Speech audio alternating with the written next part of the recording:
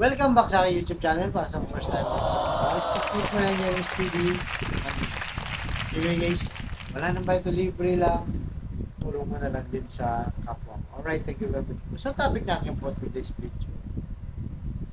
Harry Roque, Marites lang at chismoso lang ayon kay Abalos. Dahil di ba guys, na-vlog din natin dito, pinagkalat niya na isususpend na daw.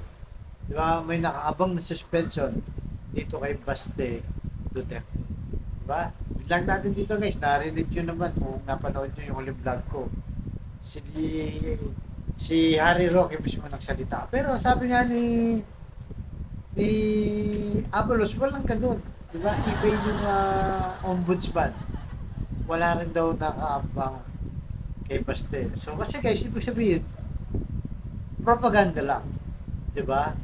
Ni Harry Roque at saka ng mga DDS kasi nga napapabalita nga 'yan, 'di ba? At bukod diyan, 'di ba, yung mga maisog nila talagang hindi nakakaporma ngayon. Kahit saan sila magpunta, hindi binibigyan ng permit. Pero ngayon, balita natin, nasa Japan sila at nilalangaw din yung maisog daw, guys. Kaya talagang marites lang itong si Harry Roque. Pagamat okay sana guys na suspension kay Baste, di ba? Dahil nga doon sa pulis na nasangkot sa drug war at ngayon ay may kaso na sila. Di ba? May kaso na sila ngayon. Kaya nga yung maisog guys, bago yan, naglabas sila ng statement. So, naglabas sila ng statement. So, sabi dito sa TAPS Coalition Official de Los Santos Verdel. Tingnan lang kung anong klaseng samahan guys. Sabi dito, advisory. Calling all maisog. TAPS chapter and supporters. National and international. Please stand by for instruction on our immediate response on the impending suspension order for Mayor Baste Duterte that is expected to be served anytime soon, today or tomorrow. Salamat po.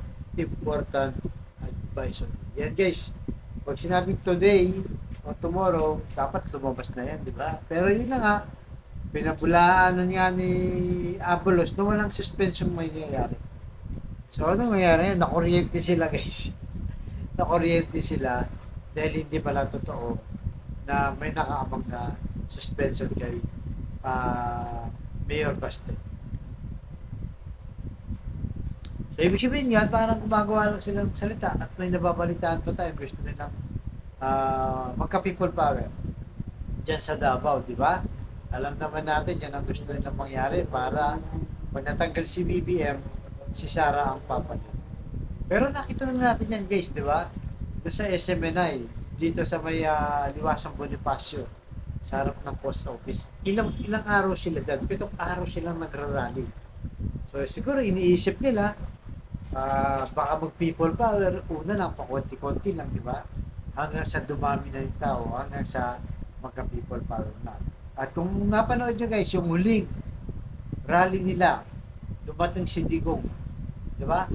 Dumating si Bongo, dumating si Bato at si Robin Padilla. Hindi lang yon, dumating din si Inday.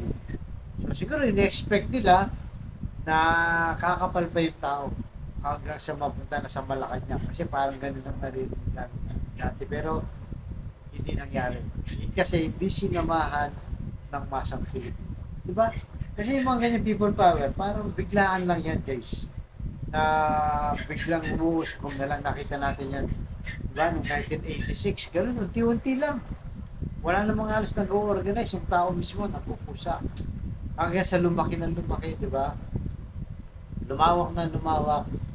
At yun guys, nagkaroon niya ng people power sa 1986. So, ganun ang gusto nang mangyari na guys, mga DDS supporter. Kaso, hindi nga nangyari. Wala talagang suporta sa masa itong maisog na to. Kumbaga sila lang, mga member lang nila ang nag-rally dyan, di ba? Kaya, so tingin natin, propaganda lang talaga para lang makakuha ng simpatsya at magalit.